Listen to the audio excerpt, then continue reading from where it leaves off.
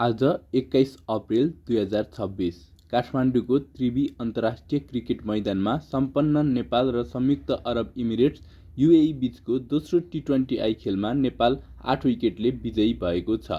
Toss जितेर पहिले fielding रोजेको नेपालले युएईलाई निर्धारित 20 ओभरमा 8 विकेटको क्षतिमा 128 रनमा सीमित गरिदियो। युएईका लागि अक्षदीप नाथले सर्वाधिक 53 रन बनाए पनि नेपाली बलर सन्दीप लामिछानेको घातक बलिङ सामु अन्य ब्याटर टिक्न सकेनन्। सन्दीपले 4 ओभरमा मात्र 6 रन खर्चेर महत्त्वपूर्ण 3 विकेट लिए। जवाफी ब्याटिङमा ओर्लिएको नेपालले मात्र 15.5 ओभरमा 2 विकेट गुमाउँदै 129 रनको लक्ष्य पुरा गर्यो।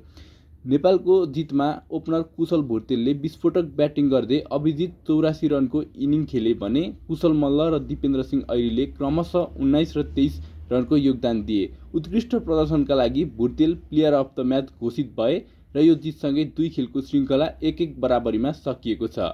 यस्तै खेल सम्बन्धी पछिल्ला अपडेटहरूका लागि एसबी स्पोर्ट्स अपडेटसँग जोडिनुहोला। धन्यवाद।